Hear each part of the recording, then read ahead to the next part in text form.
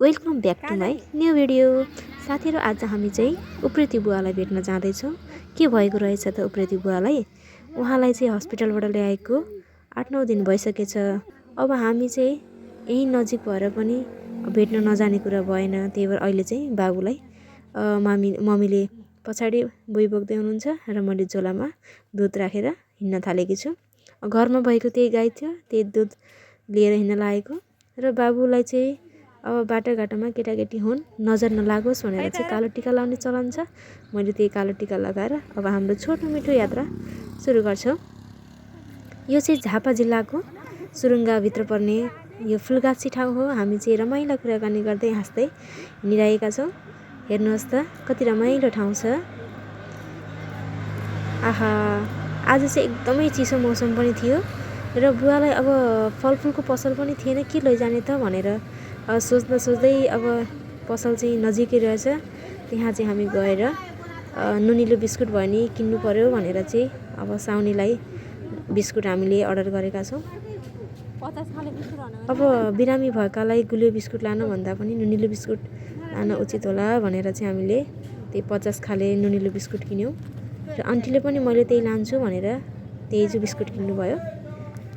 हेर्नुहोस् त, अब चाहिँ हामी फेरि आफ्नो यात्रा छोटो यात्रातिर लाग्नेछौँ। भिडियो अन्तिमसम्म हेर्नु होला। यदि भिडियो मन परेमा सब्सक्राइब गर्न नभुल्नु होला है साथीहरू। बाबु पनि यता र उता फर्किँदै हेर्दै आनन्द मानिरहेको छ। अब म चाहिँ भिडियो सुट गर्दै हिँडिरहेको छु, देख्न सक्नुहुनेछ। एकदमै रमाइलो लागिरहेको थियो किनकि मौसम पनि चिसो चिसो थियो है। त्यहीमाथि आन्टीहरूको र मम्मीको गफ सुन्दा झन् रमाइलो लागिरहेको थियो मलाई। अब चाहिँ हामी यो सेतो घर रहेको छ जुन उप्रेती बुवाको घर हो, त्यहाँ चाहिँ बुवालाई अब एकछिन भेटघाट गरेर बोलेर सन्जु बिसन्जु सोधेर हामी फर्किनेछौँ। यहाँ चाहिँ अगाडि दिदीबहिनी साना साना नानीहरू रहेका रहेछन्। हाम्रो बाबुले छोराले चाहिँ देखेर एकदमै खुसी हुँदै उचालिराखेको थियो र उसले फनक फनक फर्किँदै हेरिरहेको थियो। उसलाई पनि आफू जस्तै केटाकेटीहरू भएको हुनाले खेल्न रहर लागेको रहेछ।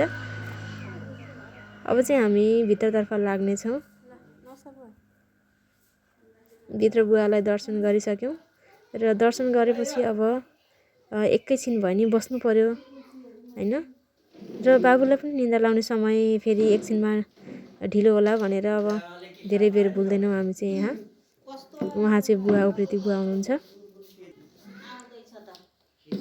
उप्रेती बुवालाई चाहिँ वास्तवमा एपेन्डिक्सको अपरेसन गरेर ल्याएको रहेछ। हामी चाहिँ एकछिन कुराकानी गऱ्यौँ बुवासँग, हाल खबर सोध्यौँ है। र पल्तिरको आमा पनि सँगै आएर बस्नुभएको रहेछ। बुढाबुढी आमा बुवाको कुराहरू सुन्दाखेरि पहिलाका आफ्ना कुराहरू गरिराख्नु भएको थियो। मलाई चाहिँ एकदमै रमाइलो लाग्यो। र यहाँ चाहिँ बाबु चाहिँ चकचक गरिरहेको रहेछ। बाबु चाहिँ अब केटाकेटी त हुन्, अब चकचक त गरिराख्छन्, एक ठाउँ कहाँ बस्लान् र। अब हामी चाहिँ फेरि अब घरतिर लाउँछौँ। बाबुलाई पनि एकदमै निन्द्रा जस्तो लागेर पिरो निन्द्रा लागेर दुःख दिला अब, किनकि उसको टाइम भइसकेको छ सुत्ने टाइम र हामी त्यही भएर फर्किसक्यौँ। मेरो चाहिँ कामै भिडियो म खिच्दै हिँड्दै अब यताउति सबैतिर भिडियो खिच्दै हिँड्दै गरिराखेकी छु मेरो काम चाहिँ। र फाइनली हामी चाहिँ घर आइपुगेका छौँ। यो चाहिँ मेरो माइती घर हो है साथीहरू, माइती घर हो। र अब यति नै भन्दै म चाहिँ आफ्नो भिडियो अन्त्य गर्छु। बाई।